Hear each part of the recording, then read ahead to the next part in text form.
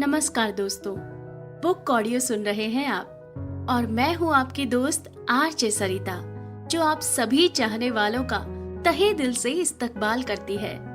अगर कहानियां सुनने की ख्वाहिश रखते हैं आप, तो आज मैं आपके लिए लेकर आई हूं आभा श्रीवास्तव जी की कहानियों का संकलन दिसंबर संजोग। इसी श्रृंखला में आज जो कहानी मैं आपको सुनाने वाली हूँ उसका नाम है पंखुरी पंखुरी हर सिंगार। तो बने रहिए मेरे साथ और सुनते रहिए बुक ऑडियो। कितनी आसानी से गौतम ने कह दिया था कि वो दिव्या से अलग होना चाहता है। कितना कटु होता है सच को स्वीकार करना और फिर उसी सच के साथ जीना।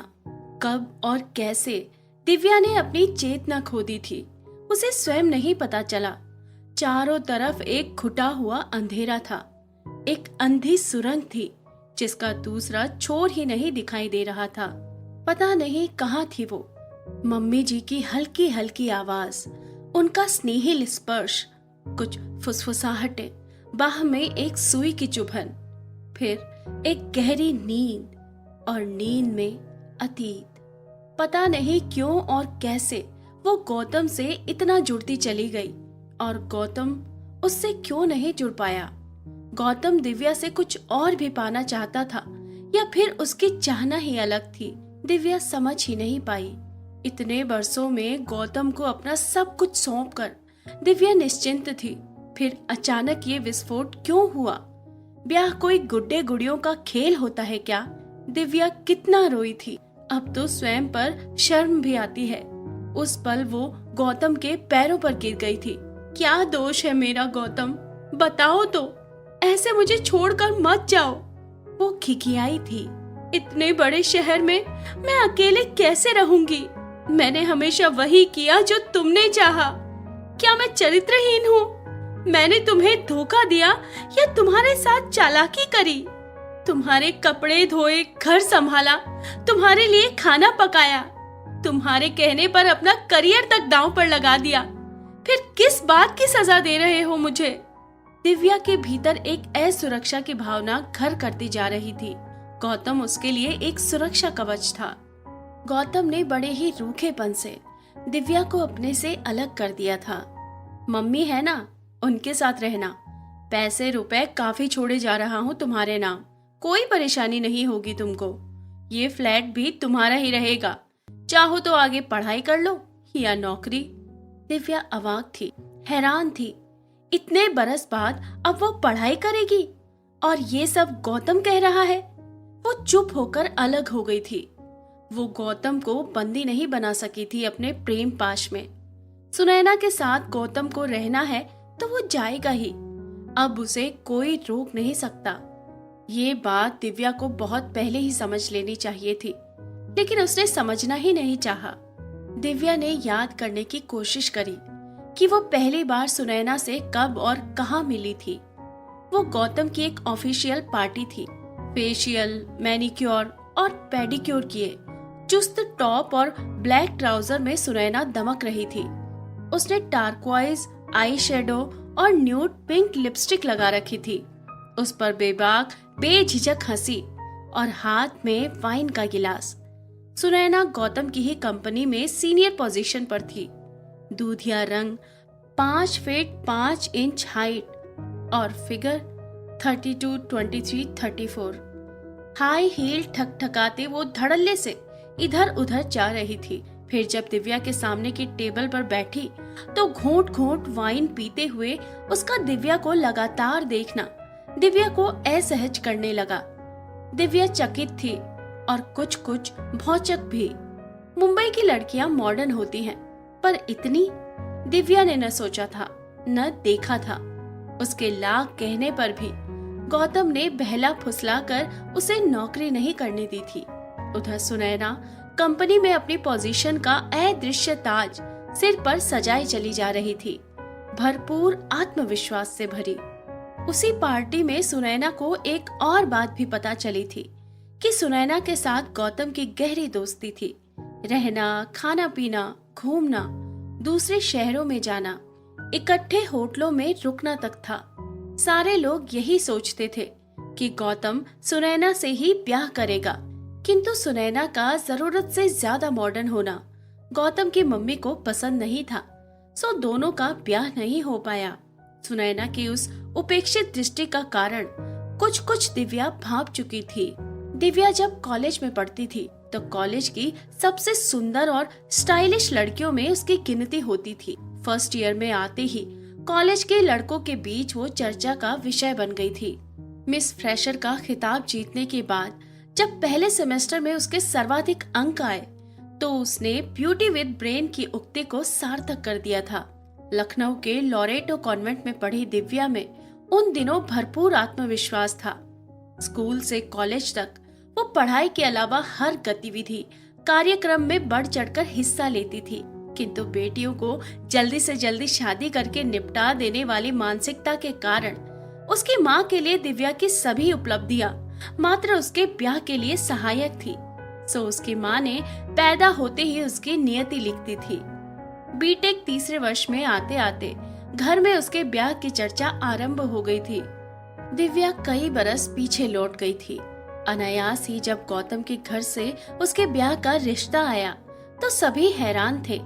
उसके माता पिता ने कभी सोचा भी न था कि दिव्या के लिए इतने बड़े और रईस खानदान से रिश्ता आएगा। माँ बेटे का छोटा सा परिवार, माँ मुंबई के प्रतिष्ठित कॉलेज में सीनियर प्रोफेसर और बेटा आईआईटी ग्रेजुएट, सभी ने तुरंत हामी भर दी थी। दिव्या कुछ ठुनकी भी थी कि एक आध बरस तो जॉब करने दी होती, किंतु इतनी परवाह किसे थी। इधर बीटेक अंतिम वर्ष की परीक्षाएं निपटी और उधर दिव्या का ब्याह निपट गया। दिव्या मुंबई आ गई थी। दिव्या ने सुना था मुंबई में घर बहुत छोटे होते हैं, लेकिन बांद्रा जैसी लोकेलिटी में गौतम का 3 BHK का सुंदर फ्लैट था। मम्मी जी दिव्या के ब्याह के बाद कुछ दिन साथ रही थी, फिर वे जूहू वाले अपने दूसरे फ्लैट में रहने चली गई थी। नववधू के वेश में जब दिव्या गृह प्रवेश कर रही थी तो उसका स्वागत मम्मी जी ने कितने भव्य तरीके से किया था। दिव्या को लगा था मानो वो कहीं की महारानी हो। सभी को उसके भाग्य से ईर्ष्या हुई थी। गौतम और उसकी मम्मी ने ब्याह से पूर्व दिव्या के घर वालों से एक शर्त रखी थी, जिसके बारे में उसकी माँ ने उससे कोई जिक्र नहीं किया था। उन लोगों का चाहना था कि दिव्या ब्याह के बाद नौकरी ना करके गौतम की घर गृहस्थी पर ध्यान देगी। नववधू के वेश में दिव्या ने जिस पल गौतम के घर में कदम रखा तो कानों में मम्मी जी का स्वर गूंजा था, अपने घर में तुम्हारा स्वागत है दिव्या। अपना घर? दिव्या को विश्वास ही नहीं हो रहा था। मुंबई में अपना घर, सजा संवरा, छूने से मैला होने वाला, घर भर में बेला, मोगरे और गेंदे की खुशबू। उसे सब कुछ स्वप्न जैसा लग रहा था। दिव्या को लखनऊ का अपना छोटा सा घर याद आया। उस घर में अपना कमरा जिसे वो छोटी बहन छाया के साथ शेयर करती थी, एक अलमारी, कुछ कपड़े, कुछ किताबें, कॉलेज, कक्षाएं और सखियां, सब कुछ पीछे, बहुत पीछे छूट गया था। शुरुआत के दिन कितने मत भरे थे। गौतम दिव्या में ही डूबा रहता था, मानो दिव्या को पूरा का पूरा पा लेना चाहता हो।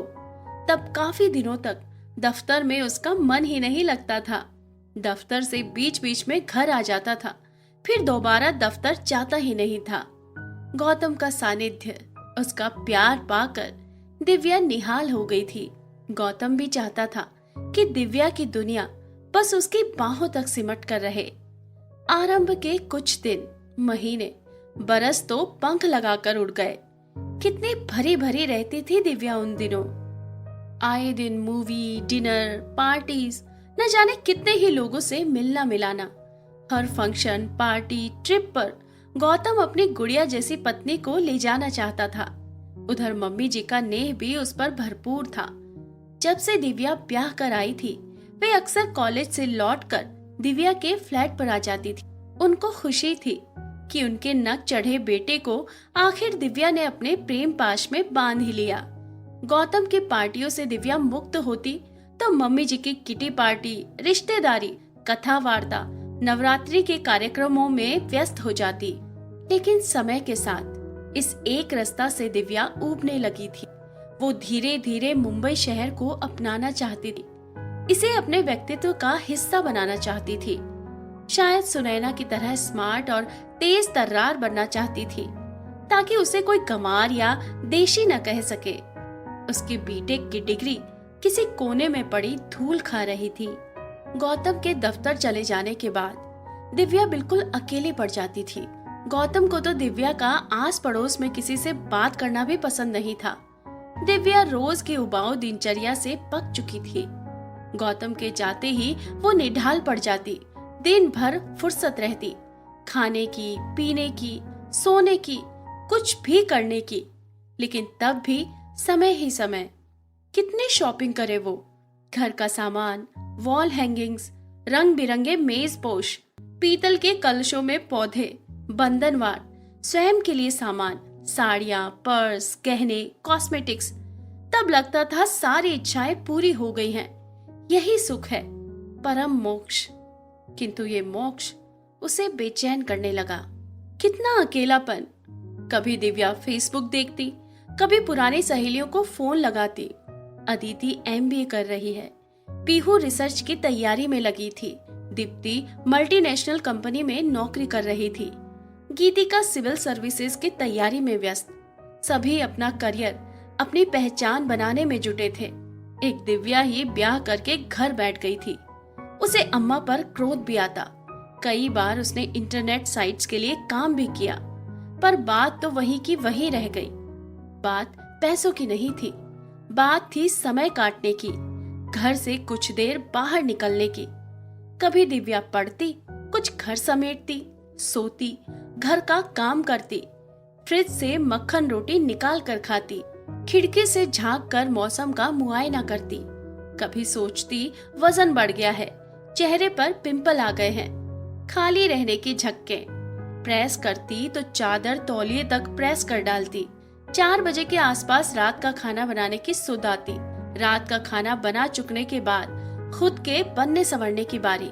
कितने कपड़े, कभी डोरिया तात की साड़ी निकालती, कभी पीली शिफॉन, फिर हल्के गहने, फिर उपटन का लेप लगाती, बेसन संतरे के छिलकों का पाउडर मलाई के साथ, मैसूर संदल से नहाकर, महकता बॉडी लोशन लगाकर, हल्का मेकअप करके गौतम के आने से आधा घंटा पहले तैयार होकर सिटिंग रूम में बैठ जाती। सोचती गौतम आकर उसे घुमाने ले जाएगा, लेकिन गौतम दफ्तर से आकर सो जाता।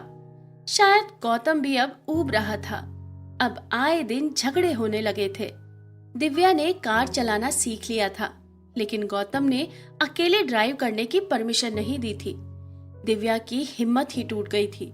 उसे लगता कि वो एक स्त्री नहीं, मात्र एक कठपुतली है, जिसकी डोर गौतम ने संभाल रखी है। उठ तो उठ, बैठ तो बैठ। उन दोनों के बीच आए दिन की बहसबाजी, संबंधों की एक रास्ता। दिव्या अपने ही कटु शब्दों और व्यंग्य बाणों से आहत हो जाती। गौतम के लिए दुखी होती, रो पड़ती। गौतम या तो पीने बैठ जाता या दंदनाता हुआ बाहर चला जाता, बिना कुछ बताए। उस दिन दिव्या ने जानबूझकर सब्जी जला दी थी। गौतम के चिड़चिड़ करने पर उकता कर बोली थी, क्यों ना हम खाना बनाने के लिए बाई रख लें? फिर सारा दिन तुम क्या करोगी? वो बौखलाया था। मैंने इंजीनियरिंग की डिग्री ली है, नौकरी क्यों नहीं कर सकती? दिव्या तेज आवाज में बोली। इस बार गौतम उसे पुचकारते हुए बोला, दिव्या, ये सपना देखना तो तुम छोड़ ही दो। मैं इतना कमा लेता हूँ कि अपना परिवार और पत्नी संभाल सकूं। तुम हमारे घर की आम औरतों की तरह घर संभालो। ये मुंबई है, लखनऊ नहीं। यहाँ नौकरी के लिए पर्सनैलिटी चाहिए। यहाँ के लोग थके हुए लोगों पर दांव नहीं लगाते। लेकिन मम्मी जी भी तो जॉब करती हैं। दिव्या पिनपिनाई थी। वे कितनी पढ़ी लिखी हैं पता भी है? गौतम ने ताना दिया, तुम्हारे जैसे बीटेक मारे मारे फिरते हैं। फिर मम्मी ने तो पापा के नहीं रहने के बाद जॉब करी। समय काटना था उनको, कोई शौक थोड़ी था। तुम तो बाहर जाकर बेवकूफ बन जाओगी दिव्या। कल को परिवार बढ़ेगा तो तुम्हारा समय आराम से कट जाएगा। क्या नहीं है तुम्हारे पास? किस बात की मनाही है? दिव्या ने मन ही मन आगे जोड़ा, बस घर से बाहर जाकर कुछ मत करना, यही तुम्हारी नियति है। और इस तरह दिव्या का घर से बाहर जाकर नौकरी करने का स्वप्न पैदा होने से पूर्व ही भ्रूण हत्या को प्राप्त हो गया। दिव्या समझ गई थी कि गौतम पढ़ा लिखा होने के बावजूद भी हद दर्जे का दकियानुसी है और बीवी के मामले में काफी पजेसिव। वो हैरान थी कि इतना पढ़ा लिखा आदमी भी अनपढ़ों किसी भाषा बोल रहा है। दिव्या के होंठ व्यंग्य से टेढ़े हो गए। बच्चों के नाम से तो गौतम हमेशा चिढ़ जाता है, फिर परिवार बढ़ाने की बात कहां से आ गई। उस रात भी दिव्या देर तक छत देखती रही। नींद नहीं आई, जबकि गौतम के खर्राटे गूंज रहे थे। वो जान गई थी कि अगर उसे अपनी शादी बचानी है तो उस घर के पिंजरे की मैना बनकर ही बाकी जीवन काटना होगा। बरस दर बरस धीरे धीरे दिव्या गौतम को भी जान रही थी। गौतम के लिए सेक्स एक अनिवार्य आवश्यकता थी। उसे दिव्या हमेशा बिस्तर पर उपलब्ध चाहिए थी। उसका मानना था कि जिस तरह पेट की क्षुधा शांत करना आवश्यक है, उसी तरह शरीर की भूख को शांत करना भी जरूरी है, अन्यथा इंसान बीमार हो सकता है। ब्याह के आरंभ में दिव्या इसी को प्यार समझती थी, किंतु बाद में उसे महसूस हुआ कि गौतम को मात्र स्त्री देह से ही प्यार है, चाहे वो किसी की भी क्यों न हो। दिव्या गिनगिना उठी थी। गौतम को दूसरी स्त्रियों से संबंध बनाने में कोई परहेज नहीं था, शर्म नहीं थी। इसी कारण लड़कियों से उसकी दोस्ती बहुत जल्दी हो जाती थी। लेकिन ब्याह के मामले में उसके बड़े नखरे थे। मम्मी जी ने स्वयं ही बताया था, धन्य भाग थे हमारे जो बेटू को दिव्या पसंद आ गई। मैं तो निहाल हो गई कि इसे कोई लड़की तो भली लगी। उस दिन मम्मी जी के घर पर नवरात्रि का कोई आयोजन था। उनकी इच्छा थी कि दिव्या नई बहू की तरह गुड़िया सी सजे। फिर अभी उम्र ही क्या थी दिव्या की। दिव्या ने लाल बनारसी पहनी थी, कानों में जड़ाऊ झुमके और गले में भारी मंगलसूत्र। इत्तेफाक से बिना किसी सूचना के तभी तभी गौतम ऑफिस टूर से वापस लौटा था, बुरी तरह थका हुआ। आते ही पीने बैठ गया। दिव्या जल्दी से फ्रिज से खाने के लिए कुछ निकाल कर ले आई। गौतम पता नहीं क्यों झुंझलाया हुआ सा था। अभी कहाँ जा रही हो? मम्मी जी के घर आज फंक्शन है, बुलाया है, ड्राइवर आता ही होगा। दिव्या सहमी सहमी सी हकलाते हुए बोली। तुमसे कितनी बार कहा है कि कभी घर भी बैठ जाया करो, हमेशा हर जगह जाने को सज धज कर तैयार हो जाती हो। अकल धेले भर की भी नहीं है। किस तरह की भाषा बोल रहा था गौतम। दिव्या रुआंसी हो गई थी, पर गौतम ने ध्यान नहीं दिया। लैपटॉप खोलकर बैठ गया। ड्राइवर आ चुका था। दिव्या तैयार खड़ी थी, कुछ असमंजस में, जाऊं या नहीं, कुछ उहापोह में, उलझन में। गौतम ने त्योरियां चढ़ाकर देखा। अब जाओ भी, रुकी क्यों हो? दिव्या आंसू रोकते हुए बाहर निकल गई। उसे अगर पता होता कि गौतम आने वाला है तो वो मम्मी जी से मना कर देती। गौतम ने मोबाइल होते हुए भी मैसेज या एक कॉल करने की जरूरत नहीं समझी। पता था दिव्या घर पर ही मिलेगी। उसके पंख कहाँ जो वो उड़ेगी, वो तो ब्याह होते ही काट दिए गए थे। मम्मी जी के घर पहुंचने पर दिव्या ने देखा कई जोड़ी आंखें सिर्फ उसी को निहारने के लिए प्रतीक्षारत थी। गौतम की पत्नी होना और मम्मी जी की बहू होना सभी के लिए ईर्ष्या की बात थी। संकोच से भर गई थी दिव्या। न जाने कितने लोगों के पैर छुए उसने। रिश्ते की कितनी ही ननदें, भाभियां, पड़ोस की लड़कियां सभी खिलखिला रही थी। दिव्या से निकटता चाह रही थी, लेकिन दिव्या का मन रो रहा था। गौतम का व्यवहार कहीं न कहीं उसे रिक्त करता जा रहा था। पूजा समाप्त हो जाने पर जब वो कमरे में आई तो मौसिया सास ने पास बिठा लिया। इतनी प्यारी बहू है। जिया और गौतम सच में भाग्यशाली हैं। खुशखबरी कब सुना रही हो दिव्या? वे दिव्या से इधर उधर की बातें करने लगी। मौसी जी कुछ कहना चाह रही हैं? दिव्या ने पूछ ही लिया। दिव्या, तुम मेरी बेटी जैसी हो। जो मैं कहना चाह रही हूँ उसे ध्यान से सुनो। घर से बाहर अपनी दुनिया का दायरा बढ़ाओ। बाहर क्या हो रहा है कोई तुम्हें कुछ नहीं बताएगा।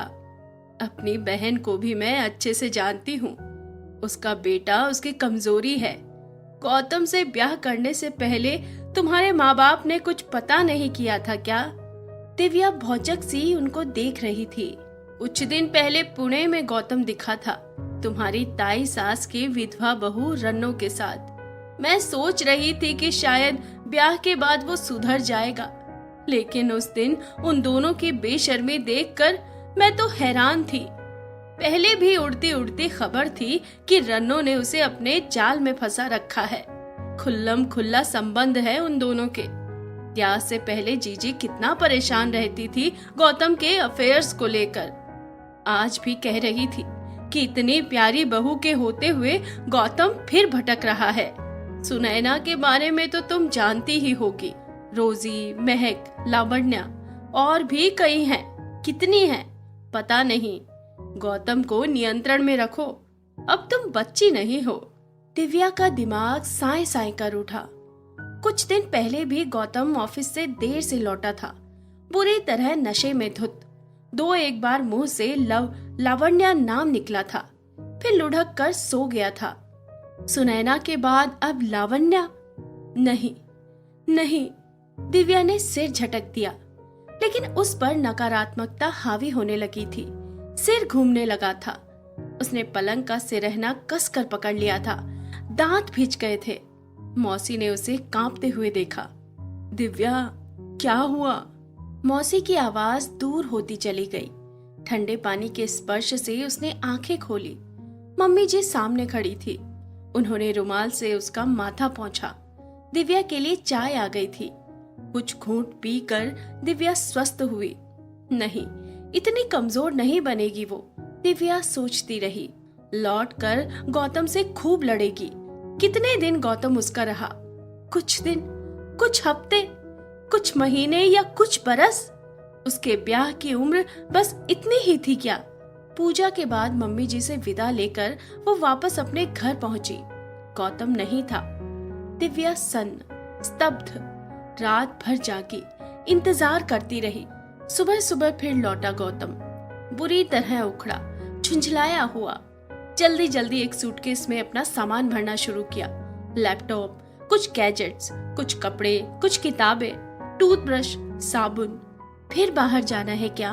दिव्या सारी शिकायतें भूल अकबकाई सी पूछ बैठी। मैं कुछ समय के लिए बाहर जा रहा हूँ, नौकरी छोड़ दी है। कब लौटूंगा कह नहीं सकता। तुम्हारे लिए बहुत सा पैसा बैंक में छोड़ रखा है, कभी किसी चीज की कमी नहीं होगी। फिर मम्मी भी है। गौतम एक सांस में बोलता चला गया। मगर मैं कहाँ रहूंगी, किसके साथ? दिव्या का चेहरा फक्क पड़ गया था। तुम यही रहना, चाहो तो मम्मी के पास चली जाना, कोई रोक टोक नहीं। बस मुझे छोड़ दो, मैं सुनैना के साथ जा रहा हूँ। कहाँ मुझे खुद नहीं पता। और हाँ, मुझसे कांटेक्ट करने की कोशिश भी मत करना, गौतम ने कहा और मोबाइल से सिम निकालकर निर्दयता पूर्वक कुचल दिया। दिव्या पसीने पसीने, अब क्या करेगी, कैसे रहेगी? उसने मम्मी जी को फोन लगाया। तुरंत ही वे खुद ड्राइव करती हुई आ गई। तब तक सारा सीन क्रिएट हो चुका था। जाने से पहले गौतम ने दोनों को बारी बारी से गले लगाया और तुरंत निकल गया। दिव्या के मन में कितने ही सवाल उमड़ घुमड़ रहे थे, लेकिन सब उसके आंसुओं के सैलाब में बह गए। सास बहू भीगी आंखों से गौतम का पागलपन देख निशब्द थी। उस समय दिव्या और गौतम की गृहस्थी का कोना कोना रो रहा था। बस मुंबई शांत थी, चुप थी, तटस्थ थी। तो चल मेरे साथ बच्ची, मम्मी जी ने दिव्या को पुचकारा। वे भी सदमे में थी, किंतु दिव्या भरभरा कर रो पड़ी। आपको पता था कि गौतम ऐसे है, तो मेरा जीवन नरक क्यों किया? दिव्या वहशियों की तरह चिल्ला कर रो रही थी। मम्मी जी के पास इसका कोई जवाब नहीं था। पता नहीं कैसे दिव्या पागलों की तरह अपना चेहरा पीटने लगी। एक लावा सा उबलने लगा था उसके भीतर, और जब शांत हुआ तो कितना कुछ भस्म कर गया था। जिस पल दिव्या की चेतना लौटी, उसने मुंदी हुई आंखों को खोलने का प्रयास किया। उसे आश्चर्य हुआ कि वो मरी क्यों नहीं। गौतम ने उसे कितना कितना अपमानित किया, उसके बाद भी वो जीवित है। क्यों? मर जाना चाहिए था उसे। उसने अपनी पूरी आंखें खोली, सामने मम्मी जी बैठी थी, स्थिर, शांत, ममत्व भरी मुद्रा। दिव्या के होंठ कांपने लगे। मत रो मेरी बच्ची, अब तो मेरी जिम्मेदारी है। नहीं पता था वो निर्मोही इस तरह सारे रिश्ते तोड़कर चला जाएगा। वे दिव्या के माथे पर हाथ फेर रही थी। एक ही दिन में कितनी उम्र झलक आई थी उनके चेहरे पर। दिव्या के आंसू बूंद बूंद झर रहे थे। उसे चारों तरफ शून्य दिखाई दे रहा था। वे हथेलियां जो कल तक दुनिया भर के प्यार, दुलार और सुहाग से भरी थी, आज रिक्त हो गई थी। उसे लगा वो जमीन कहीं दरक गई है जो उसके पांव के नीचे थी। अब क्या करेगी दिव्या? नहीं पता। 2 महीने से पीरियड मिस हो रहे थे।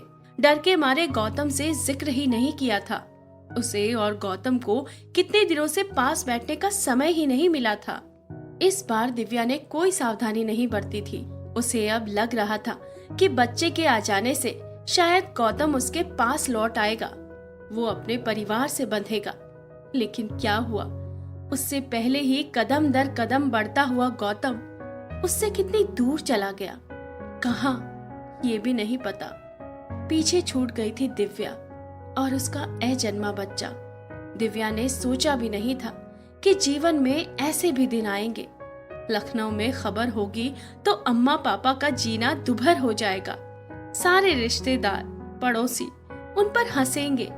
दिव्या व्यग्र, व्याकुल, कितना नियंत्रित करे स्वयं को। हिस्टीरिकल सी होने लगी। नर्स चाय लेकर आई, खींचकर प्याला फेंक दिया, खनखना कर टूट गया। जी किया तकिया फाड़ डाले, चादर खींच डाले, सब कुछ तितर बितर कर दे। कुछ नहीं हो पाया तो वो अपने बाल नोचने लगी। तभी एक और इंजेक्शन, फिर गहरी नींद। लेकिन जागते ही एक अवसाद उसे घेर लेता। गौतम की यादें, वही वही बातें, वही वही जीवन। क्या करे दिव्या? कैसे मन लगाए?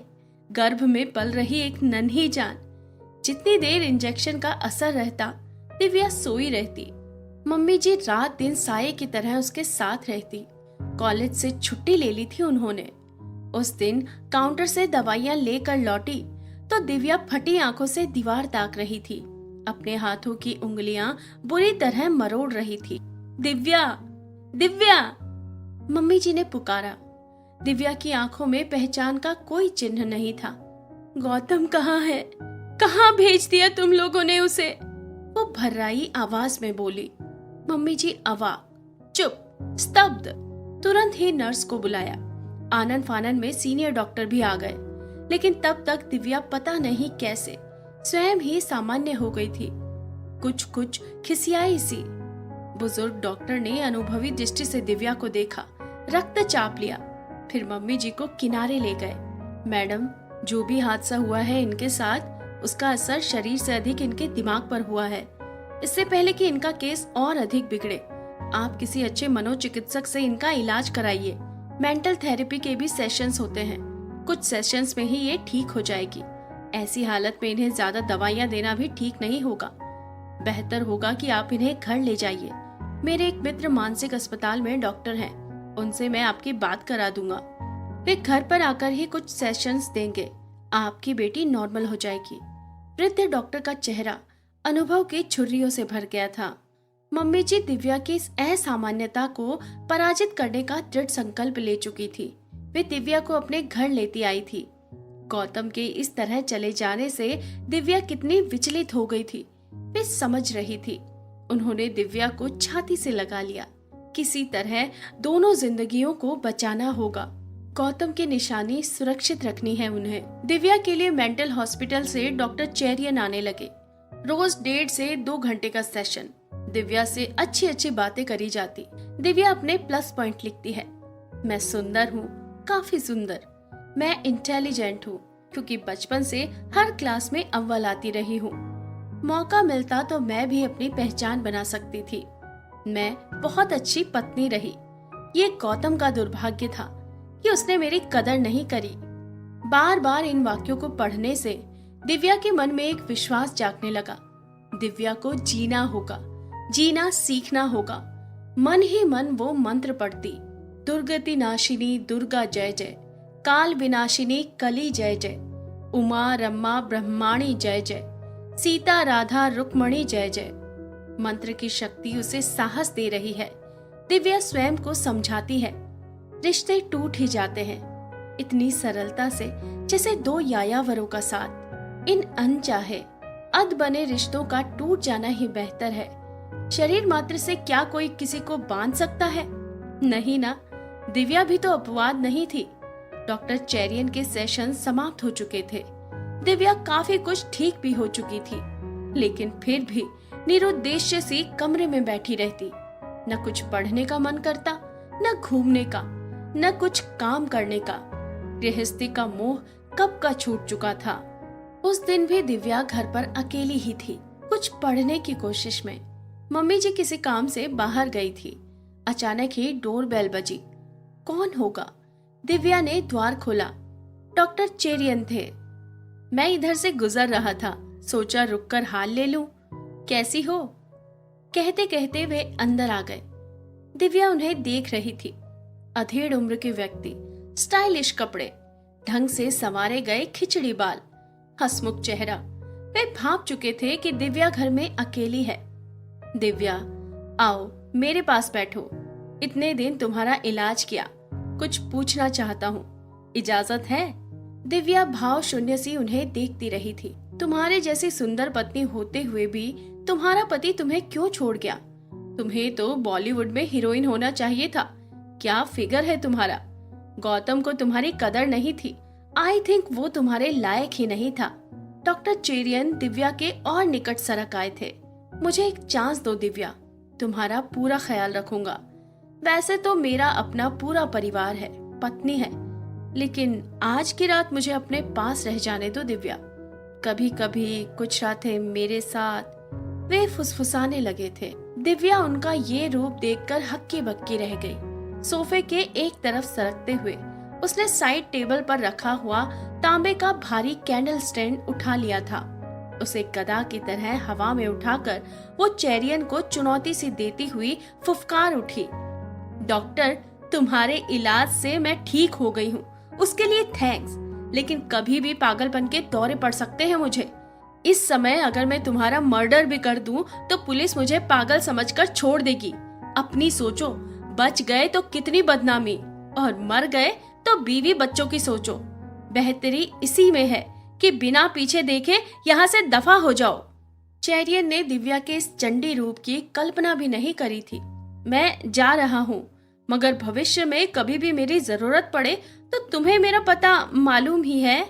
दिव्या कैंडल स्टैंड घुमाकर वार करती। उससे पहले ही चेरियन घर से बाहर निकल गया। इस हादसे की उम्मीद नहीं थी दिव्या को। वो सोफे पर निढाल से गिर पड़ी। शरीर अभी भी कांप रहा था। शाम का अंधेरा घिराया था। दिव्या में इतनी हिम्मत भी नहीं बची थी कि उठकर घर की लाइट्स जला दे। जब डोरबेल दोबारा बजी तो दिव्या एक बारगी कांप गई। वो शैतान दोबारा तो नहीं आ गया। इतनी ही देर में डुप्लीकेट चाबी से दरवाजा खोल मम्मी जी अंदर आ गई।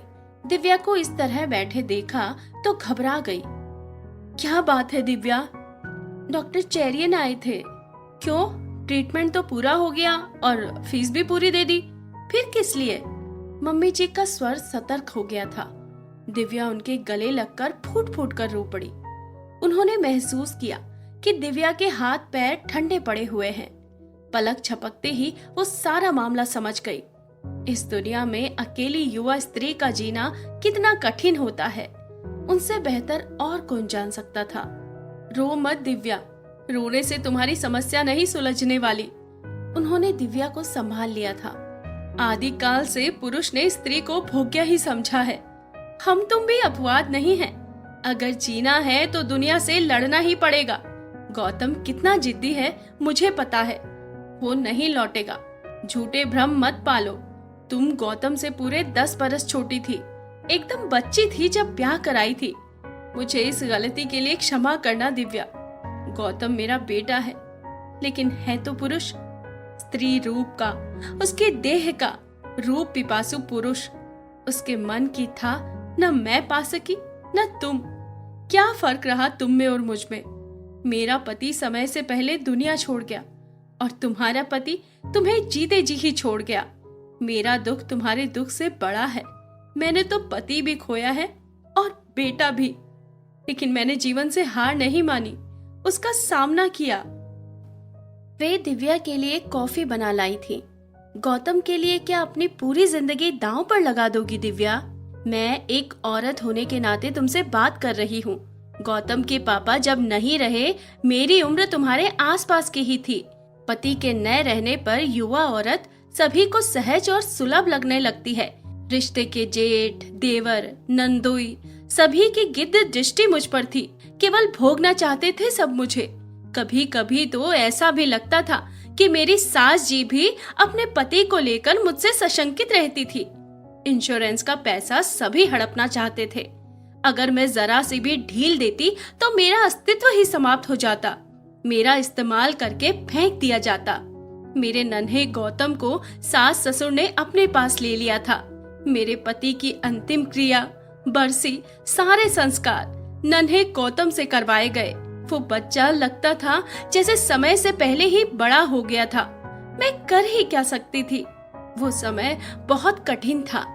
नहीं समझ में आता था क्या करूंगी, किसके मोह में जिंदा रहूंगी। पैसा बहुत था पर सामने कोई लक्ष्य नहीं था। लगता था ऐसे ही निरुद्देश्य जीवन बीत जाएगा। ब्याह से पहले एमए तक पढ़ाई करी थी, लेकिन लगता था सब भूल चुकी हूँ। पता नहीं कैसे एक दिन बैंक में मेरी मुलाकात अपनी प्रोफेसर डॉक्टर वर्मा से हुई। वही उस दिन मेरी तारणहार बनी। उन्होंने ही घर आकर मेरे सास ससुर को मुझे पीएचडी में नामांकन करने के लिए कहा। मेरा भाग्य था कि उन लोगों ने गौतम का मुंह देखकर ही सही मुझे आगे पढ़ने की इजाजत दे दी। तब मैंने पीएचडी पूरी करी और कॉलेज में पढ़ाना शुरू किया। बाहर की दुनिया देखी, जानी, समझी और गौतम को इस लायक बनाया। दिव्या, तुम्हें भी अपने बच्चे के लिए जीना होगा। अपने पैरों पर खड़ा होना पड़ेगा। जीवन एक जगह ठहरता नहीं, ठहर गया तो गंदा नाला बन जाएगा। लकीर पीटते हुए जीवन नहीं बीतता। कोई व्रत, तप, पूजा पाठ गौतम को वापस नहीं ला सकता। तुम्हारी दृढ़ इच्छा शक्ति ही तुम्हारे जीवन का संबल बनेगी। मगर मैं क्या करूंगी मम्मी जी? आप नौकरी करती हैं इसलिए ऐसा कह रही हैं। फिर ये आने वाला बच्चा? दिव्या हैरान, परेशान, घबराई थी। हाँ, वो नर्वस थी। दिव्या, तुम कब तक अपने सारे अस्तित्व को गौतम नाम की खूंटी पर टांगे रहोगी? तुम्हें आगे बढ़ना होगा, आर्थिक रूप से मजबूत होना होगा। इस बच्चे का भाग्य विधाता नहीं, तुम लिखोगी। मैं दोषी हूँ तुम्हारी, प्रायश्चित भी मैं ही करूंगी। उनकी आंखें भर आई थी। मम्मी जी जूझ रही थी गौतम के बिछोह से, दिव्या की नकारात्मकता से, उसके अवसाद से, घर के सन्नाटे से। वे ईश्वर से पूछना चाहती थी कि अभी इस जीवन में उनकी कितनी और परीक्षाएं बाकी हैं। जब गौतम था वो उनका अभिमान था।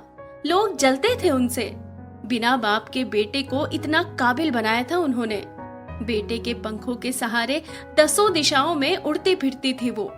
बेटा था तो वो दुर्गा की तरह थी। आज गौतम के बिना वे स्वयं को खंडित मूर्ति समझने लगी थी। लेकिन नहीं, जीवन समर में अभी और जूझना था उनको।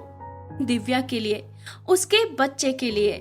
उधर दिव्या को लगता गौतम के जाने से उसके जीवन में महाप्रलय के बाद का सन्नाटा घिराया था। कोई हलचल नहीं। वो एक झूठी आस पर जी रही थी कि एक दिन उसका प्यार, समर्पण एक जादू की तरह गौतम को वापस ले आएगा। एक चमत्कार होगा और सब लोग तालियां बजाएंगे। मम्मी जी जान रही थी कि दिव्या को इस भ्रम से बाहर आने में समय लगेगा, पर कितना पता नहीं। उस दिन अचानक दिव्या के फोन पर एक कॉल आई। हेलो दिव्या, मैं पीहू मुंबई आ रही हूँ, अपना पता व्हाट्सएप कर दे। पीहू उसकी सबसे अच्छी दोस्त, बचपन से साथ पढ़ी, खेली और बड़ी हुई। अपने हर सीक्रेट एक दूसरे से शेयर किए। ब्याह के बाद दिव्या सबसे कितनी दूर हो गई थी। उसकी दुनिया बस गौतम के इर्द गिर्द ही सिमट कर रह गई थी। अगले दिन पीहू मय सामान के दिव्या के घर हाजिर थी। दिव्या को लगा था पीहू बदल गई होगी, मगर पीहू जरा भी नहीं बदली थी, वैसे ही मोहक, मासूम और सौम्य। तू यहाँ कैसे पीहू? यहाँ इंजीनियरिंग कॉलेज में असिस्टेंट प्रोफेसर बनकर आई हूँ, बधाई नहीं देगी? पीहू हल्के से हंसी। और हाँ, मौसी बनने के लिए भी तो बधाई दे मुझे। उसने प्यार से दिव्या का पेट सहलाया। दिव्या बहुत दिनों के बाद सामान्य रूप से हंस पड़ी। हाँ, पीहू जरा भी नहीं बदली थी, बस ऐसा कुछ था जिससे उसका बाहर भीतर सभी कुछ दमक रहा था, एक अति का आत्मविश्वास। दिव्या का मन हुआ कि वो दुनिया से ही भाग जाए। ब्याह करके उसके कितने ही वर्ष नष्ट हो गए, मिला क्या? उसकी सखियां कहां से कहां पहुंच गई, और वो गौतम नाम के पति और ब्याह को ही अपनी सबसे बड़ी उपलब्धि मान इतराती रही, साड़ियों, गहनों और पार्टियों में ही डूबी रही। गौतम कहाँ है? मिलाएगी नहीं? आज तो संडे है। पीहू, गौतम ने मुझे छोड़ दिया है, वो किसी और के साथ रहने चला गया है, दिव्या ने अटकते हुए बताया। बास्टर्ड! पीहू का चेहरा गुस्से से लाल हो गया। क्यों छोड़ा उसने तुझे? बस मन भर गया था मुझसे। दिव्या रुआसी थी। मन भर गया था? ये क्या बात हुई? समझा क्या है उसने? तू घसीट उसे कोर्ट में, पता चलेगा बच्चू को। पीहू तमतमा गई थी। मम्मी जी आ गई थी तो उसने स्वयं पर काबू पा लिया। उसकी दृष्टि में दिव्या के लिए एक फिक्र थी, एक हमदर्दी, एक प्यार था। मम्मी जी से मिलकर पीहू को तसल्ली हुई कि इतने बड़े शहर में उसकी सखी अकेली नहीं है। उसकी माँ समान सास उसके हर सुख दुख में चट्टान की तरह उसके साथ है। अपने बेटे की गलती पर पर्दा न डालकर उन्होंने दिव्या का साथ दिया। दिव्या के भाग्य या उसके कर्मों को लेकर उस पर कोई दोषारोपण नहीं किया उन्होंने। यही उनका बड़प्पन था। पीहू ने नई नौकरी ज्वाइन कर ली थी। जल्द ही वो किराए के घर में शिफ्ट हो गई। उस दिन दिव्या से मिलने आई तो दिव्या चुपचाप और अकेली उदास बैठी थी। क्या सोचती रहती है दिव्या? पता नहीं गौतम वापस लौटेंगे भी या नहीं। लगता है उनके साथ मेरा सब कुछ चला गया। उम्मीद रख दिव्या, विश्वास नहीं। आगे तो बढ़ना ही होगा गौतम को भूलकर। काफी कुछ बदलना होगा तुझे। अपने तरीके से जिंदगी गढ़नी होगी ताकि गौतम वापस लौटे तो वाह वाह, और न भी आए तो भी। पीहू ने अपना वाक्य अधूरा ही छोड़ दिया। 2 पीढ़ियां दिव्या को अपने अपने तरीके से समझा रही थी, जीवन में आगे बढ़ने को कह रही थी, और दिव्या अतीत से चिपकी बैठी थी। उसे क्यों लगता था कि जीवन रुक सा गया है? कल को उसका अपना बच्चा भी यही कहेगा, माँ तुमने जीवन से संघर्ष क्यों नहीं किया? हार कर क्यों बैठ गई? आज मम्मी जी है, कल नहीं रहेंगी। पीहू भी हमेशा साथ नहीं रहेगी। कब तक वो इन पर निर्भर रहेगी? दिव्या थरथरा उठी थी। वो इतवार का दिन था। पीहू और मम्मी जी उसे आर्ट ऑफ लिविंग के सेमिनार में ले गई। दिव्या सुनती रही। अतीत से बाहर निकलो, वर्तमान में जियो। जीवन न भूत है न भविष्य। जो वर्तमान है वही सच है, वही जीवन है। ईश्वर में अपनी आत्मा समर्पित कर दो। दिव्या ने अपने मन को तसल्ली दी और अपनी आंखें पोंछ ली। गौतम ने उसे टूटा खिलौना समझकर फेंक दिया था। उसे जुड़ना होगा, जीना होगा, मम्मी जी की तरह, पीहू की तरह। वापस आकर उसने मम्मी जी से कहा, मैं आगे पढ़ना चाहती हूँ मम्मी जी। क्या करेगी पढ़कर? कौन सा तुझे ऑफिस जाना है? पीहू ने चिढ़ाया, कटाक्ष किया। नहीं, मन नहीं लगता, ऊब जाती हूँ। मम्मी जी ने मुंह घुमाकर देखा, हल्का सा हंसी। ये एक विजेता की हंसी थी। दिव्या ने लाइब्रेरी इंफॉर्मेशन साइंस के कोर्स में दाखिला ले लिया था। एमटेक या एमबीए नहीं, बिल्कुल नया कोर्स। हाँ, पुराना कुछ भी नहीं। एक कैंचुल थी जो उतार फेंकनी थी। हिम्मत थी दिव्या की, जो इतनी विकट शारीरिक और मानसिक परिस्थिति के होते हुए भी उसने कॉलेज जाना आरंभ किया। आस पड़ोस में फुसफुसाहटें हुई, पर मम्मी जी और दिव्या की उदासीनता से ज्वार भाटे की तरह स्वयं ही शांत हो गई। कॉलेज जाने से पहले दिव्या ने अपने लंबे घने बालों को तिलांजलि दे दी थी। गौतम को कितने पसंद थे उसके लंबे बाल।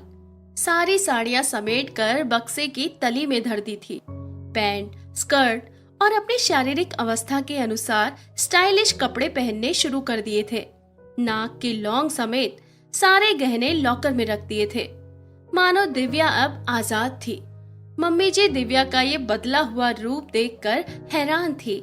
वे मन ही मन ईश्वर से प्रार्थना करती कि हे प्रभु, ये लड़की जीवन में जीत जाए। उनकी प्रार्थना रंग लाई। समय आने पर दिव्या की सामान्य डिलीवरी हुई। मम्मी जी ने डायरी में नोट किया, गौतम और दिव्या को पुत्री रत्न प्राप्ति, जन्म 3 मार्च, वजन 7 पौंड, रंग गोरा। मम्मी जी को गुड़िया के रूप में गौतम वापस मिल गया था। इन चंद ही महीनों में दिव्या का खोया आत्मविश्वास वापस आने लगा था। गौतम की यादें धुंधली पड़ने लगी। नए सत्र में उसने मास्टर्स कोर्स में दाखिला ले लिया। संयोग ऐसा कि कोर्स पूरा होते होते इधर नतीजा आया और उधर ही पीहू के कॉलेज में लाइब्रेरियन की वैकेंसी निकल आई। दिव्या की नियुक्ति हो चुकी थी। समय अपनी निर्बाध गति से भागता रहा, पता ही नहीं चला। दिव्या अपने बांद्रा वाले घर में एक बार भी नहीं गई थी। क्यों जाए, किसके लिए जाए? वहां से उसका मोह भंग हो चुका था। मम्मी जी ही अक्सर वहां जाकर उस घर को संवार आती, सहला आती। दिव्या ने नोटिस किया कि इधर हर बार वहां से आते समय वे अपने साथ गौतम का कोई न कोई सामान साथ ले आती हैं। कुछ कपड़े, शेविंग किट, गौतम और दिव्या के ब्याह का एल्बम, गौतम की फ्रेम करी हुई तस्वीर। अक्सर एकांत में उन्हें गौतम की तस्वीर पर हाथ फेरते और रोते भी देखा था दिव्या ने।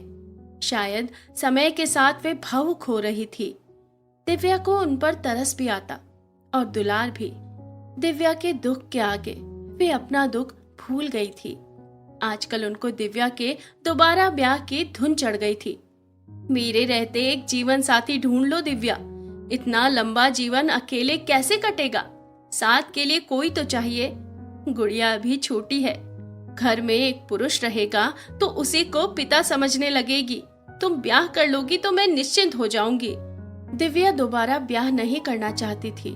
गौतम की यादें अक्सर उसका पीछा करती थी, लेकिन मम्मी जी के आगे उसकी एक न चली। शादी.com पर उसका बायोडेटा भेजा गया। अखबार में भी विज्ञापन दिया गया। कई रिश्तों में एक रिश्ता फाइनल हुआ। कांटेक्ट उधर से ही किया गया था। मम्मी जी हैरान थी कि समय कितना बदल गया है और लोगों की सोच भी। दिव्या के लिए कुंवारा वर मिल रहा था। दिव्या ने डॉक्टर शशांक की फोटो देखी। गुड लुकिंग, स्मार्ट, बुद्धि प्रदीप्त आंखें। एमडी करने के बाद HIV एड्स पर रिसर्च कर रहे थे। मुंबई के ही किसी सीनियर डॉक्टर की रिसर्च टीम के सदस्य। जल्द ही अमेरिका जाने वाले थे।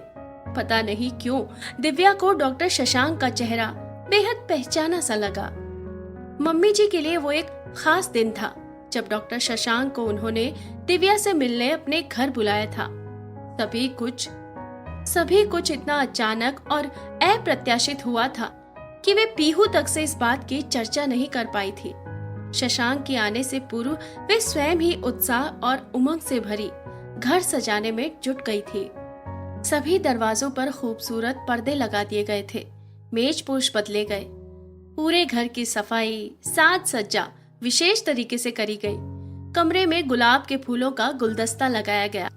दिव्या और पीहू उस दिन साथ ही कॉलेज से लौटी थी। वाओ आंटी, क्या बात है, इतनी सजावट किस लिए? कौन आ रहा है? पीहू होठ गोल करके सीटी सी बजाने लगी। तेरी सखी से मिलने कोई स्पेशल आ रहा है, संभाल लेना सब कुछ। मम्मी जी हंस पड़ी। पीहू पल भर में ही सारा मामला समझ गई थी। मम्मी जी खुश थी, संतुष्ट थी कि उनके कारण, उनके लंपट बेटे के कारण इस निरीह लड़की को जितने भी दुख झेलने पड़े थे, ईश्वर ने उसका प्रायश्चित करने का उन्हें अवसर दिया था। वे खुश थी कि आखिरकार दिव्या ने दूसरी शादी के बारे में सोचा तो। अभी उम्र ही क्या थी दिव्या की, मात्र 27 बरस।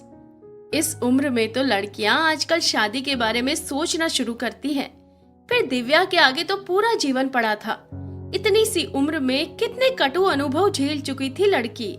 जिस पल डॉक्टर शशांक ने घर के अंदर प्रवेश किया, तीनों स्त्रियां अपने अपने ढंग से उनकी प्रतीक्षा कर रही थी। आते हुए हर बात, हर चीज, हर व्यक्ति भला लगता है। शशांक भी अपवाद नहीं था। दिव्या ने ध्यान से देखा। उम्र 35-36 के आसपास, गेहुआ रंग, इकहरा बदन, लंबा कद, कुल मिलाकर एक सौम्य सा व्यक्ति। कनपटी के पास चमकते चंद सफेद बाल जो उसके चेहरे की गरिमा को ही बढ़ा रहे थे। डार्क ग्रीन पोलो शर्ट और हल्के रंग के पैंट में शशांक पहली ही दृष्टि में दिव्या को बेहद शिष्ट लगा। भीतर से कहीं एक आवाज सी आई कि शायद शशांक उसके लिए एक उपयुक्त जीवन साथी रहेगा। कुछ दिन पहले दिव्या ने एक इंग्लिश मूवी देखी थी, कैप्टन अमेरिका। शशांक काफी कुछ उसके हीरो की तरह लग रहा था। दिव्या के अधरों पर एक हल्की सी मुस्कुराहट आ गई, तो इसीलिए उसे शशांक का चेहरा पहचाना सा लग रहा था।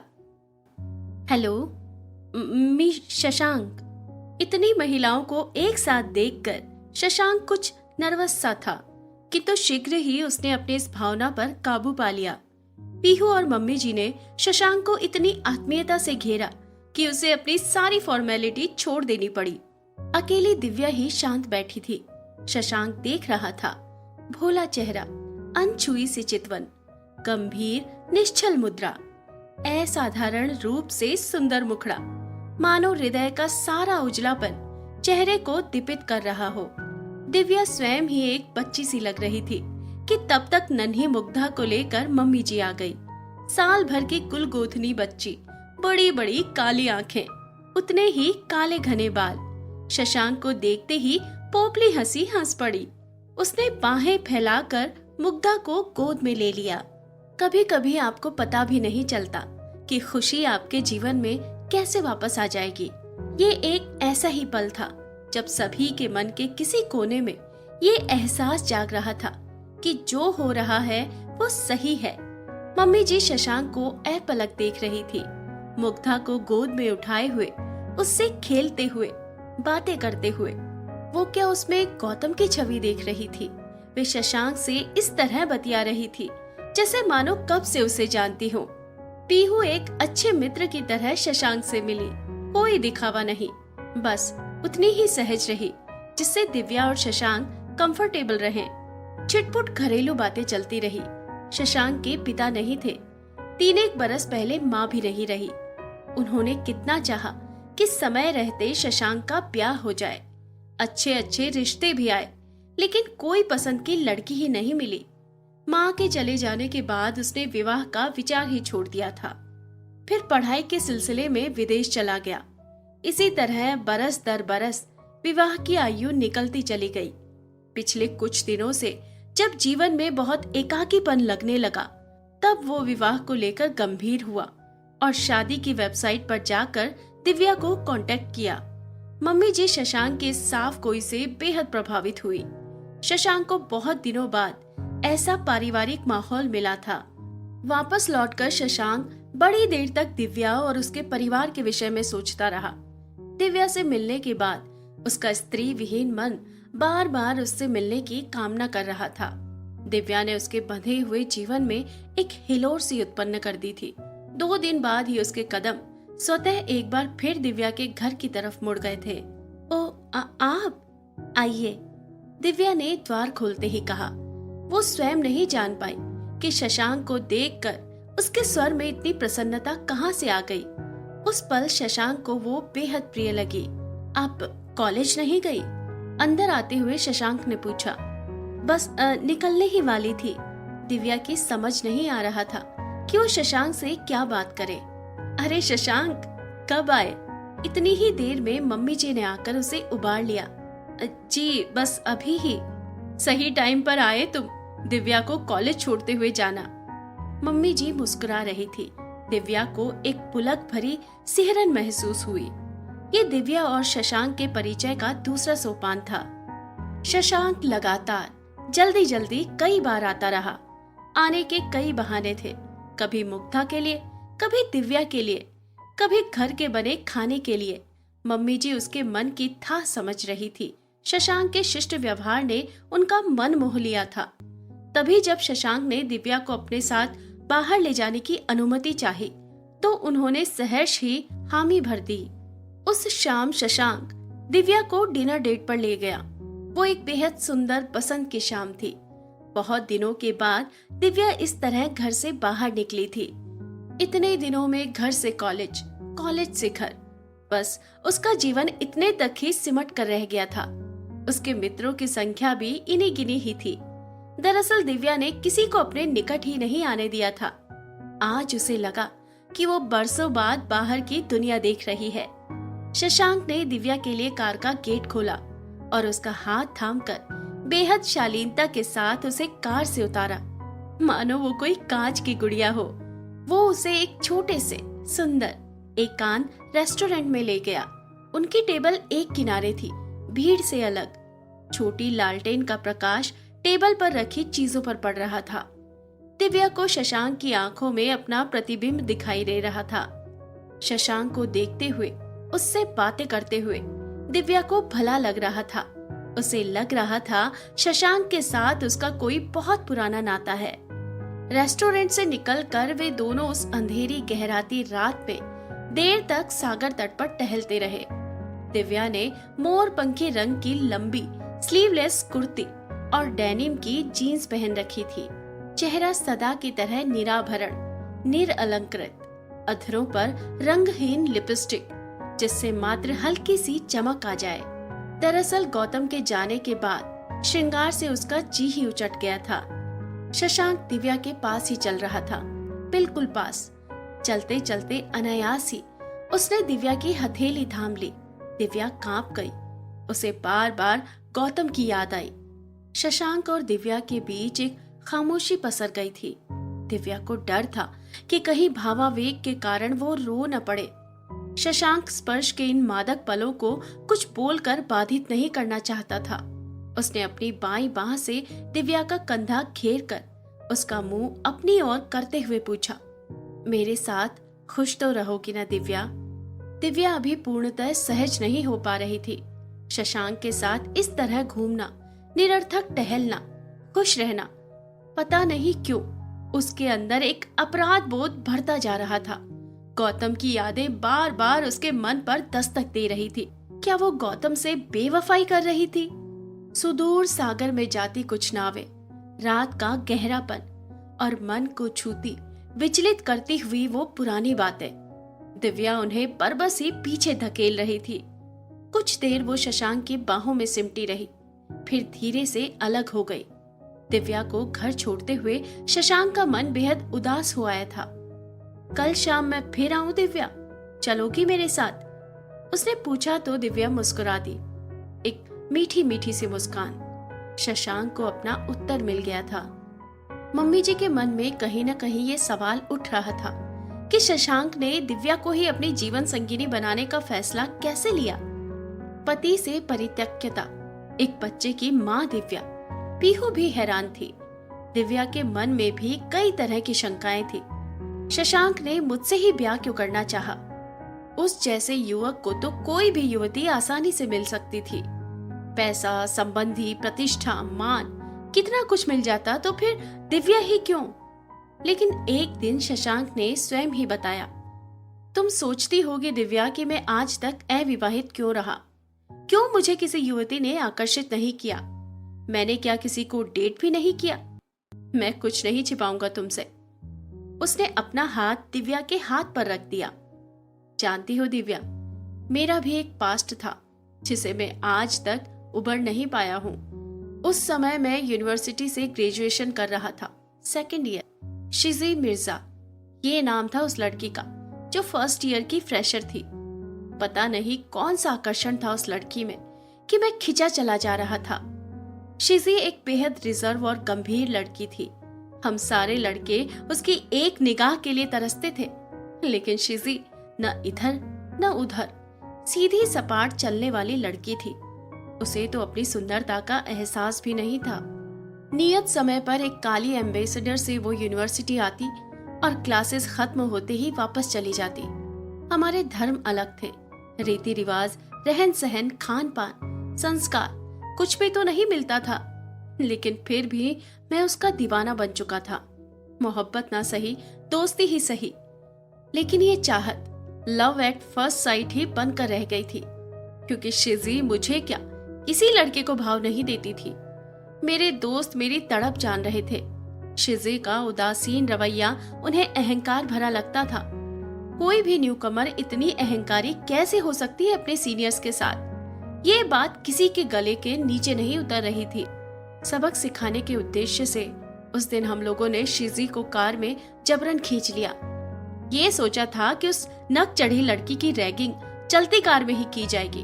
खूब तंग परेशान करके कॉलेज के गेट पर उतार कर हम सब खिसक लेंगे। किंतु इस अविवेकी कारनामे का अंजाम कितना भयानक होगा, इसकी कल्पना भी नहीं करी थी हमने। जैसे जैसे वो विरोध करती गई, हमारे मन में उसे सताने की, उसे छू लेने की इच्छा बलवती होती गई। हर लड़का अपने ढंग से शिजी को छूना चाहता था। शुरुआत में तो मुझे भी इन सब में आनंद आ रहा था। गला, कंधा, पीठ, गाल, हर जगह लड़कों के घिनौने स्पर्श से शिजी बेहद डर गई थी। वो चीख रही थी, चिल्ला रही थी। उसका हिंसक प्रतिरोध मुझे और मेरे दोस्तों को और अधिक जुनूनी बना चुका था। लेकिन कुछ ही देर में मैं समझ गया था कि वे लोग मेरा बहाना बनाकर शिजी के साथ खिलवाड़ करना चाहते थे। वे मेरा नाम लेकर उस पर भद्दे कमेंट्स कर रहे थे। मैं उन्हें रोकना चाहता था, लेकिन असहाय था। एक जगह कार की गति धीमी हुई तो मैं शिजी का हाथ पकड़कर उसके साथ बाहर कूद गया। जर्र से उसका कुर्ता पीछे से फट गया। शायद किसी लड़के ने उसे पीछे से खींचना चाहा था। कार कुछ दूर आगे जाकर रुक गई थी। वे सभी लड़के शिजी को हासिल करना चाहते थे किसी भी तरह।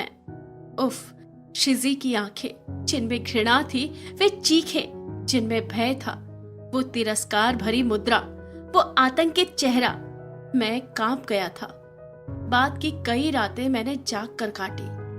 फिलहाल उस समय एक पल को शायद सभी को सद्बुद्धि आ गई थी और अनजाने में ही सही एक अनहोनी होने से बच गई थी।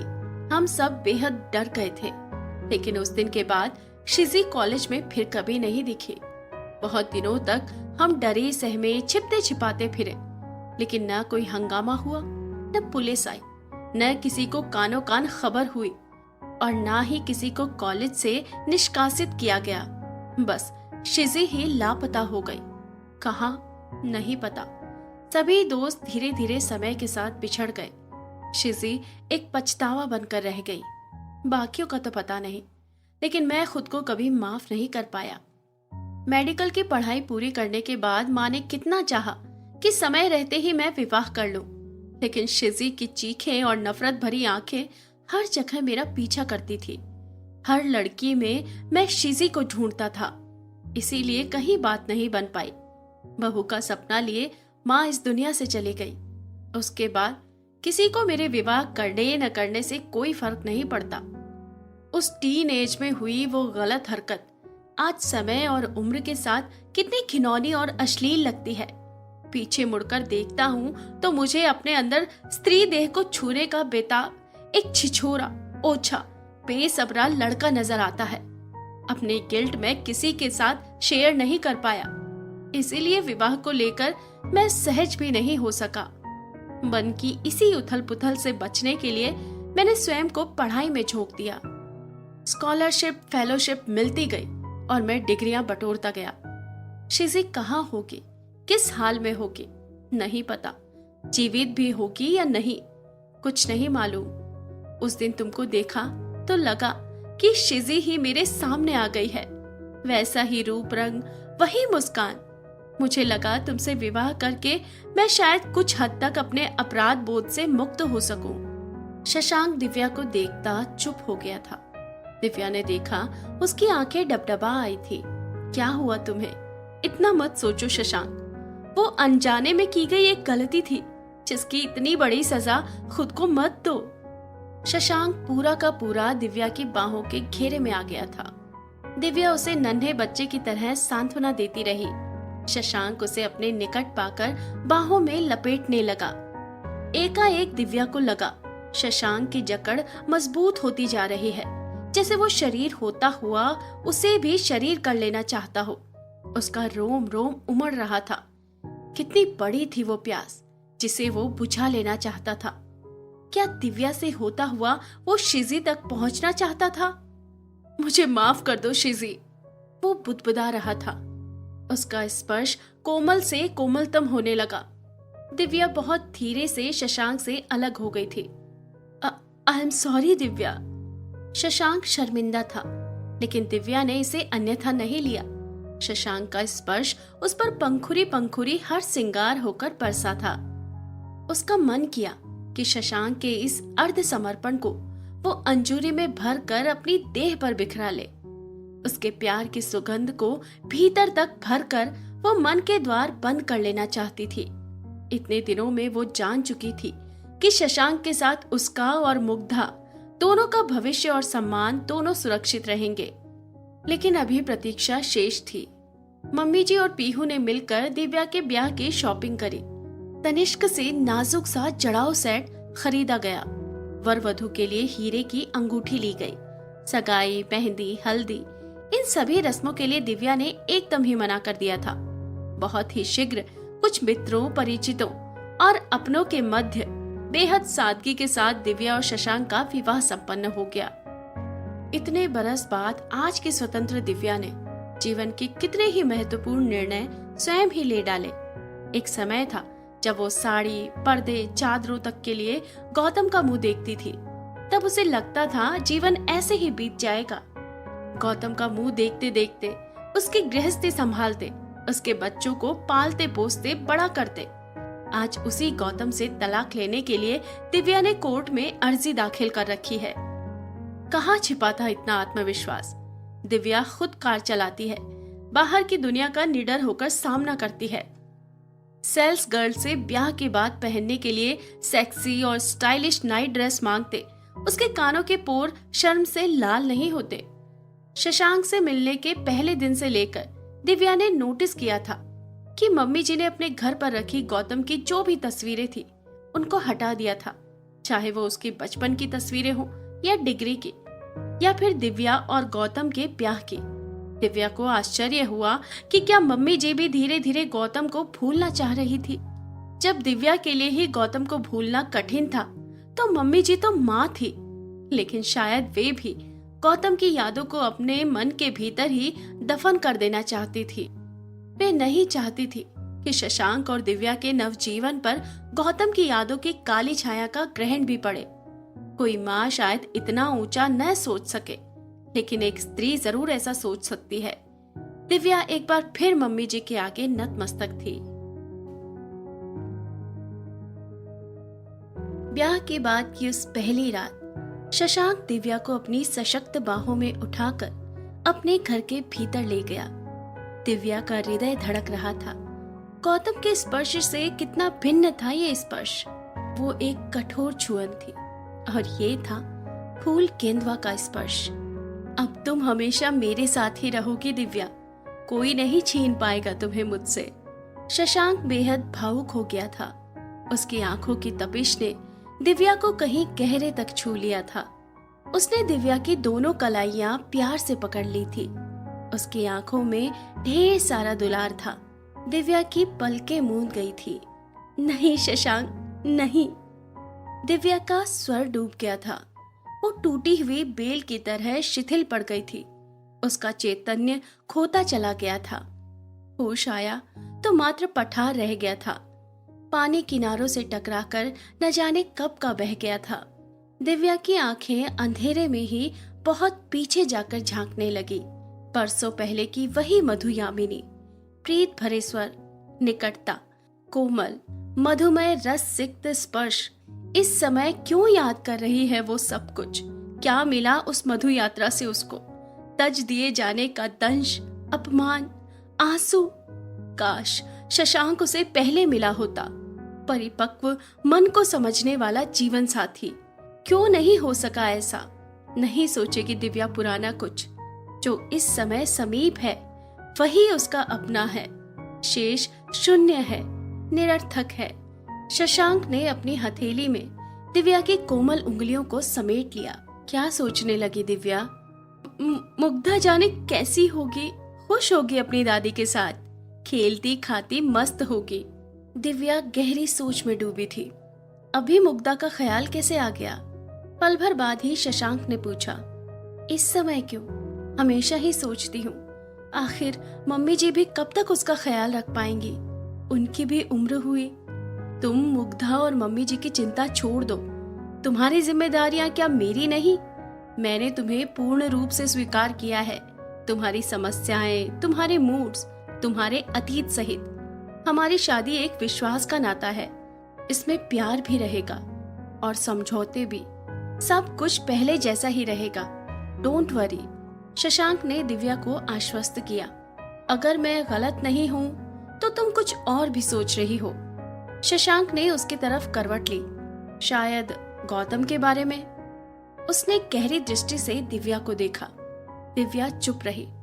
दिव्या, हाँ, इतना नहीं सोचते। शशांक ने धीरे से उसकी हथेलियां दबाई। नहीं, मैं कहाँ कुछ सोच रही हूँ। दिव्या ने अंधेरे का सहारा लेकर अपनी भावनाएं छिपा ली थी, लेकिन वो याद कर रही थी पिछला सब कुछ। हाँ, औरत अपना पहला प्यार कभी नहीं भूलती, चाहे वो एक तरफा ही क्यों न हो। जिंदगी की नैया किस धार चली और किस घाट पर रुकी, दिव्या नहीं समझ पा रही थी। शशांक के पास रहते हुए गौतम के बारे में सोचना कितना गलत है। शशांक की बाहों में उसे एक ठहराव सा महसूस हुआ। उसने एक लंबी सांस ली, संतुष्टि और समर्पण से आश्वस्त। बाहें फैलाई और शशांक को समेट लिया।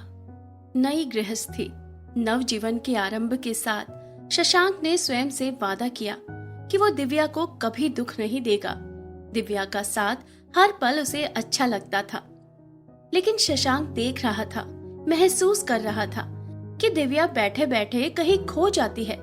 उसके साथ रहते हुए भी अक्सर कहीं और गुम हो जाती है, पास होते हुए भी दूर सी लगती है। वो समझ रहा था दिव्या की मन स्थिति। अनायास ही एक दिन दिव्या से पूछ बैठा, दिव्या, मुझसे विवाह करके क्या तुम स्वयं को दोषी मानती हो? कैसा गिल्ट है जो भीतर ही भीतर तुमको खाए जा रहा है? प्लीज मुझे बताओ, क्या मेरे साथ तुम खुश नहीं हो? मुझे प्यार तो करती हो ना तुम? हाँ, खोई सी आवाज में दिव्या ने कहा। अब तो मैं तुम्हारी पत्नी हूँ, एकदम मेरी, केवल मेरी। हाँ शशांक, एकदम तुम्हारी। लेकिन दिव्या, मुझे लगता है तुम्हारे मन में गौतम के प्रति अभी भी कुछ भावनाएं शेष हैं। मैं चाहता हूँ प्लीज उनसे बाहर निकलो। मैं तुम्हें बटा हुआ नहीं चाहता। अपना पास्ट छोड़कर मेरे पास आओ दिव्या। मुझे पता है ये कठिन होगा, लेकिन प्लीज मेरे लिए। शशांक के मन में उस अनदेखे अनजाने व्यक्ति के लिए ईर्ष्या सी उत्पन्न हुई। दिव्या को अपने मन का भार असहनीय लगने लगा था।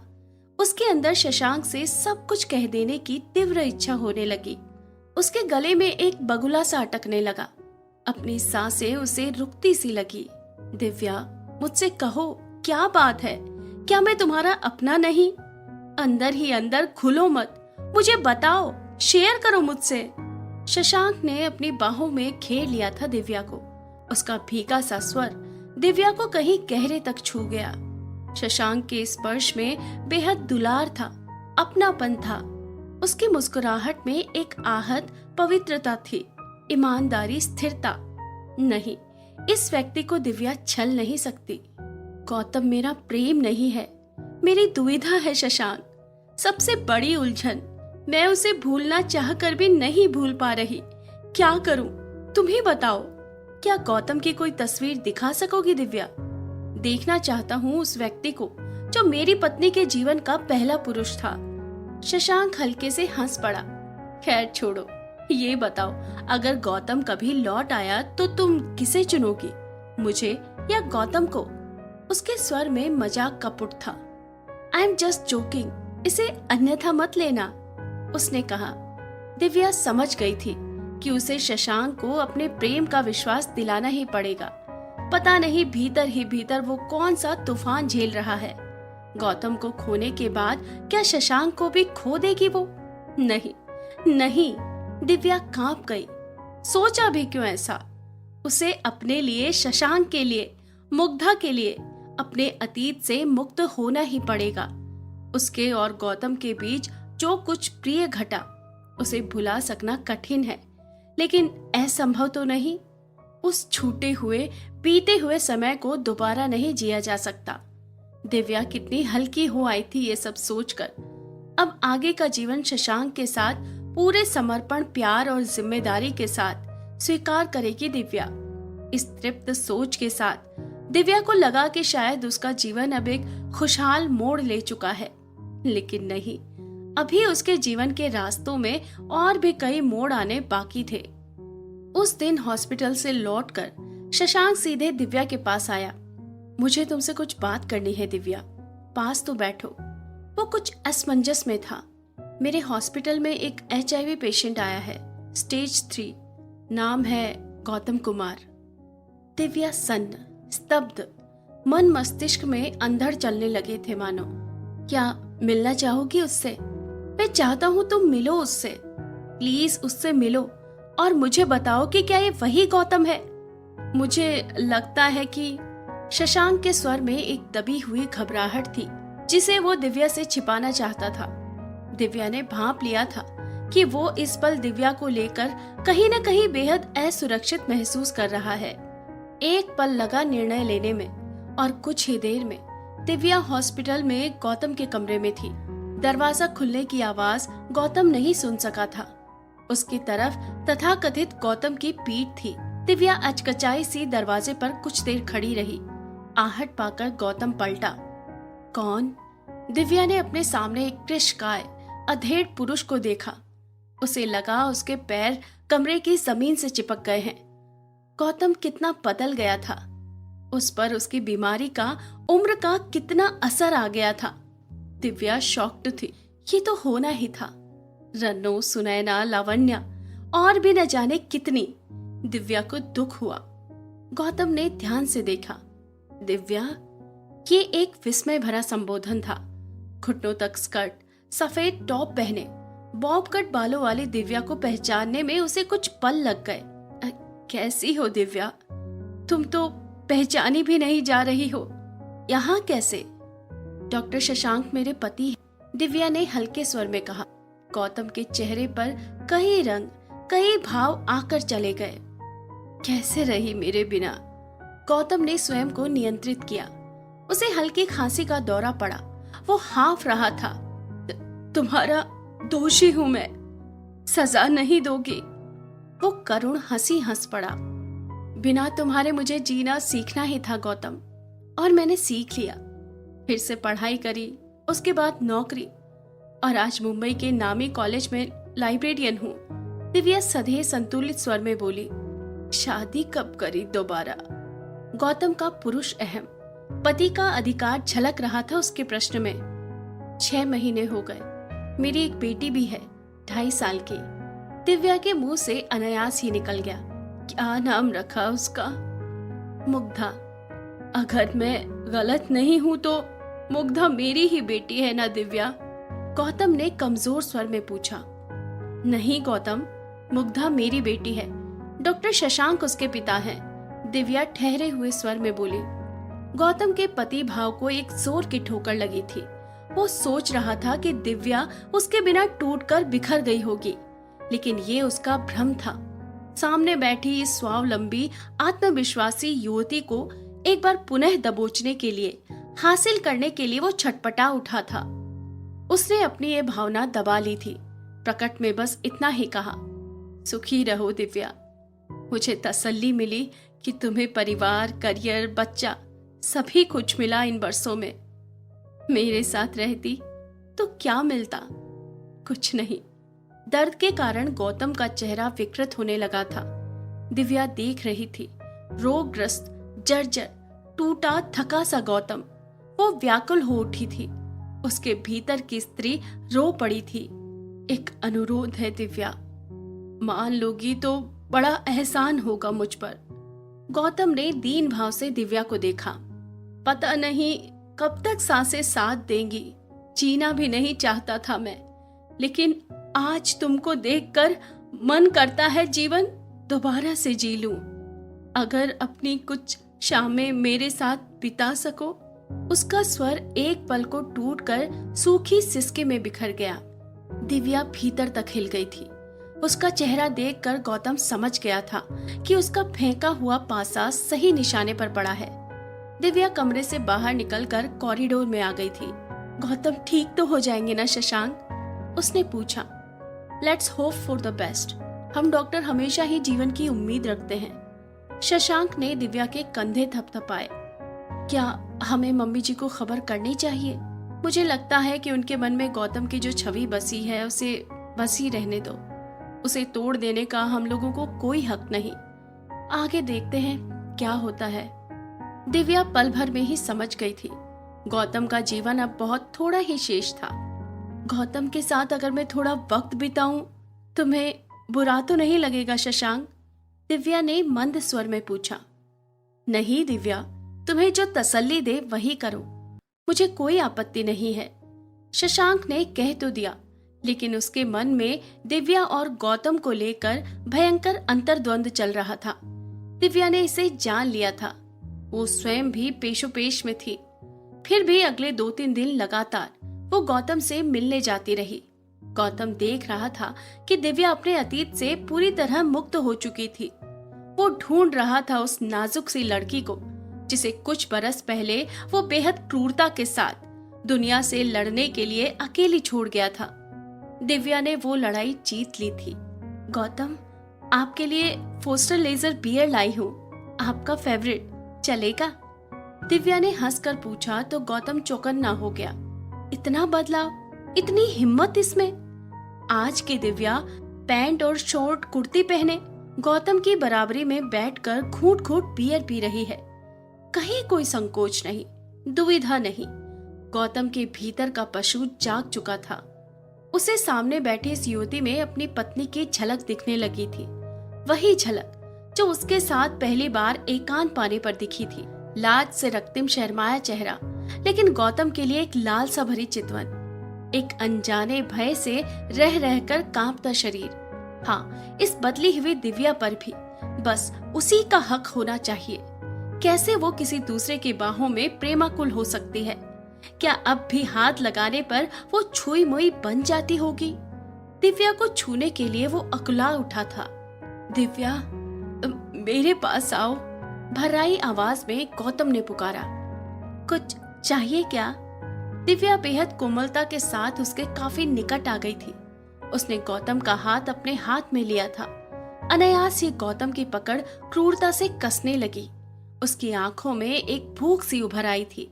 दिव्या जब तक कुछ समझती, गौतम ने उसे अपने ऊपर खींच लिया था। उसकी आंखों में वासना की वहशी चमक थी। वे किसी आहत पशु की सी आंखें थी। मैं तुम्हें किसी और के साथ नहीं देख सकता दिव्या। चलो, सब कुछ छोड़कर हम अपने उसी घर में वापस लौट चले। इस बार तुम्हें किसी शिकायत का मौका नहीं दूंगा। प्रॉमिस, मैं फिर से तुम्हें उसी तरह प्यार करना चाहता हूँ। वे सुनहरे दिन, वे मद भरी रातें याद है ना? तुम साथ होगी तो हमारी जिंदगी में सब कुछ ठीक हो जाएगा। वो एक प्यासे कुत्ते की तरह हाँफ रहा था।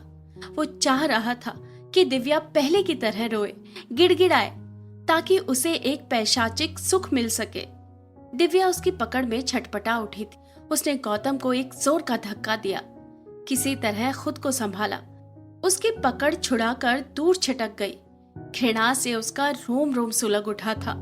उसे याद आए वे अपमान, गौतम की बेवफाइयां, उसकी क्रूरता, निष्ठुरता, उसके जाने के बाद के संघर्ष के दिन। होश में आओ गौतम, मैं किसी और की पत्नी हूँ। वो तेज स्वर में चिल्लाई। मत भूलो कि अभी हमारा तलाक नहीं हुआ है। कानूनी तौर पर अब भी तुम मेरी ही हो। गौतम गुर्राया। उसकी दुर्बल निस्तेज देह थर थर कांप रही थी। ये रोग की कंपकपी नहीं थी, ये स्त्री देह की लालसा थी, नारी संग की कामना थी। मृत्यु पास थी तब भी दिव्या समझ रही थी कि ये निर्बल, पौरुषहीन, गलीच आदमी उसका कुछ नहीं बिगाड़ पाएगा। मुझे अपना अधिकार मत समझाओ। You are a sick person, physically and mentally. वो दिव्या मर चुकी जो तुम्हारी गुलाम हुआ करती थी। दिव्या को लगा कि क्रोध से उसका सिर फट जाएगा। घृणा और बेचैनी से वो भीतर ही भीतर फूंक रही थी। जी चाहा गौतम के मुंह पर थूक दे। इसी गौतम से प्यार किया था उसने, इसे ही बार बार याद किया था। स्वयं पर शर्म आई उसे। वो तेजी से कमरे से बाहर निकल आई। कॉरिडोर में किसी की टक्कर लगी। देखा, शशांक था। उसका आंसू से भीगा चेहरा और उड़े उड़े बाल देखकर वो ठिठक गया। क्या हुआ दिव्या? उसने बड़े प्यार से पूछा, लेकिन दिव्या बिना कुछ बोले घर भाग आई। शशांक ने कमरे में जाकर देखा, गौतम फर्श पर गिरा पड़ा था। नर्स की सहायता से उसे उठाकर उसने गौतम को कुछ इंजेक्शंस दिए। सारा घटनाक्रम न जानते हुए भी शशांक सब कुछ समझ गया था। अगले दिन जब वो हॉस्पिटल गया तो गौतम का बेड खाली था। पता चला उसने हॉस्पिटल से डिस्चार्ज ले लिया था। एक चिट्ठी छोड़ गया था दिव्या के नाम। शशांक ने खोली नहीं, उसे दिव्या ने ही पढ़ा। मैं जा रहा हूं दिव्या, अपनी पूरी जिम्मेदारी पर। मुझे खोजने की व्यर्थ कोशिश मत करना। तुम्हें दोबारा देखा तो नए सिरे से तुम्हें पाना चाहा, नए तरीके से तुम्हें कुचलना चाहा, वैसे ही जैसे पहले किया करता था। वो एक समय था जब तुमको शरीर से, मन से, दिमाग से तोड़ देने के बाद मुझे कितना आनंद मिलता था बता नहीं सकता। इस बार भी वही चाहा था मैंने।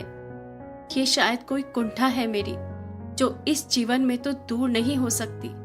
अपना अंत मुझे पता है। तुम्हारे जीवन में दोबारा न आऊं, यही कोशिश करूंगा। अलविदा। दिव्या शशांक से लिपट गई थी। उससे कुछ बोला नहीं गया, बस उसकी बाहों में जकड़ कसती गई। शशांक ने उसे अपने में समेट लिया था। दिव्या ने अपने माथे पर शशांक के अधरों का स्पर्श महसूस किया। उसे लगा ये स्पर्श, ये सुख, ये क्षण ही उसके जीवन का सबसे बड़ा सत्य है। पिछला सभी कुछ भ्रम था, झूठ था।